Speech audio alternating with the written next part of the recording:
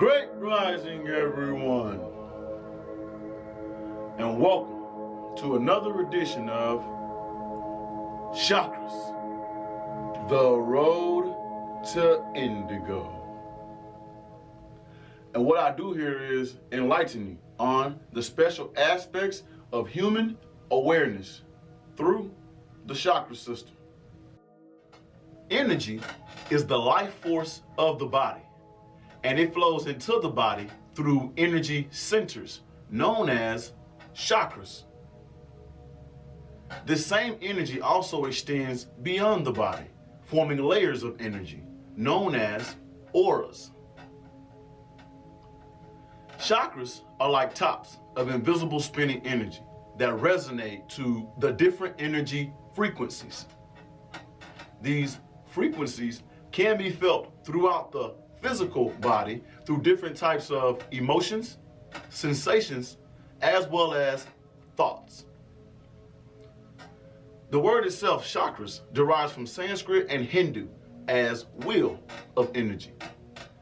And there are 7 of these wheels of energy that are located on our primary center of the body that are considered to be doorways to life force energy called prana or chi. All right. Now, the goal of the show here is to have each and every one of you reach Kundalini, Kundalini. That is when all 7 chakras that I go over here on the show daily are going to be open and receiving energy freely with no blockages in them, all right? With that being said, today is Saturday. The chakra associated with this day is going to be the third eye chakra, all right? The Sanskrit word is pronounced ajna. The color associated with this chakra is going to be the color indigo. I love going by this. It's why I like calling myself indigo. But that color, if you don't know what it looks like, is the 6th color in the rainbow. Also, the color in the dye of blue jeans. The crop grows primarily in South Carolina, which is where they get primarily of the crop to put in the dye. So that's the color of the day. You can think this color and even wear this color and eat certain things that are this color to vibrate on this frequency and wavelength of the third eye chakra. The location of this chakra is going to be between the eyebrows, all right? The third eye, the anatomy term, is going to be pronounced the pineal gland, all right? This is where you want to envision the color indigo when you are doing your sutras, your mantras, as well as your yoga poses and asanas. Now, speaking of yoga poses and asanas, our yoga pose of the day is coming from this book, The 2100 Asanas. Wonderful read. I'm going to put a link in the description so you can go out there and get your copy as well. It's by Mr. Daniel Lacerda. With that being said, the yoga pose of the day is going to be the happy baby pose. I'm going to show you a picture of this at the end of the episode. Make sure you stay tuned, all right? That way you can get that that yoga pose and harness the energy of the wavelength of the third eye chakra, all right?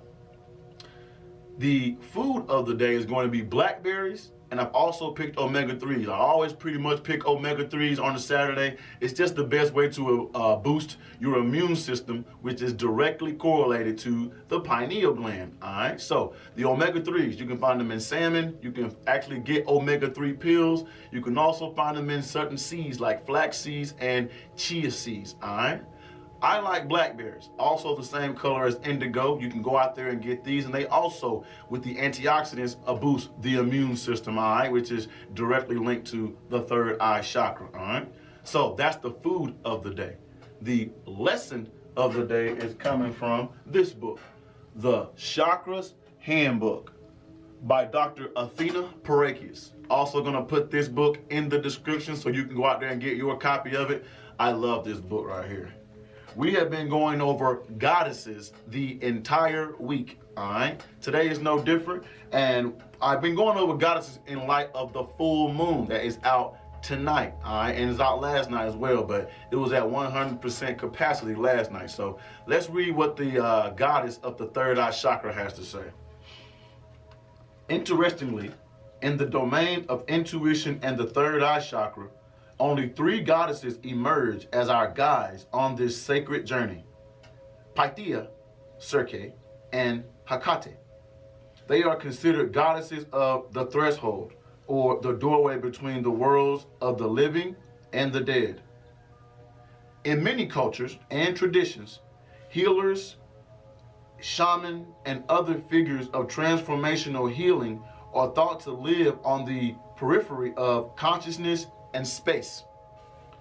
From these spaces they see, work, and gaze upon us, but leave us to our own mortal devices to find the cures and mechanisms of healing that align with human and Western models of what can cure or fix all that ails us. It says Pythia is the goddess of the third eye who can connect you to ancestral wisdom, channeled vision, and inner understanding. She is the high priestess of what might be and is able to sit between the now and your current existence and the then of what may unfold in the future. Circe is the goddess of the magic in the Greek pantheon, but like all goddesses, she carries the magic of light and shadow, love and darkness. She is capable of showing you her own magic or poisoning your waters, killing all creation. Hecate is the Greek goddess of transformation. She is the goddess of all crossroads, between life and death, between the past and the future, between your goddess self and your human self. The goddesses of intuition show you the many ways you can work with energy, and then it is up to you to find ways to channel their energy productively. Ask yourself today how you can work more powerfully and intentionally with sight, creation, vision, and manifestation. Seek the companionship of these goddesses who have navigated this complex terrain before you with ease and grace. Seek their counsel with care and diligence, for they have much to teach you. To call upon them, say aloud, oracle goddesses and goddesses of third sight, illuminate me with your wisdom and your visions. I give thanks for your guidance. Amen. Aho. So it is. All right. That was the lesson of the day coming from the Chakras Handbook by Dr. Athena Parakius. Loving this book right here.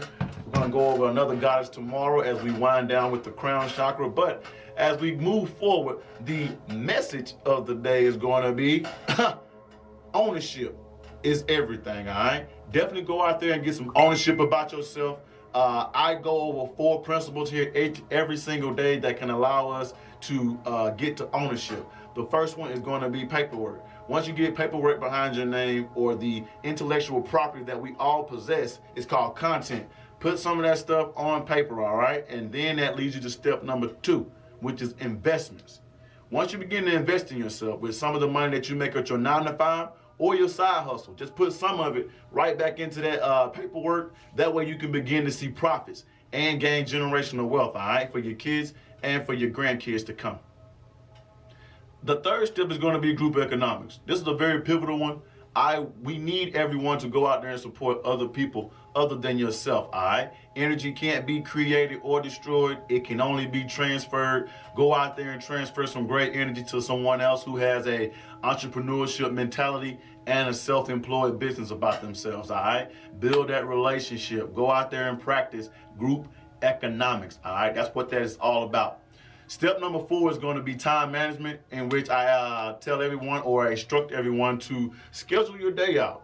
The entire 24-hour day that we all have, the beggar and the billionaire, they both got the same amount of time. It's about what you do in the time, all right, and how you strategically build your routine. And that's what you're doing when you're scheduling when you're going to eat, sleep, walk your dog, anything like that. Just put it on a time schedule and go by the time schedule, build your routine. That's going to lead you to the second part of time management, which is budgeting.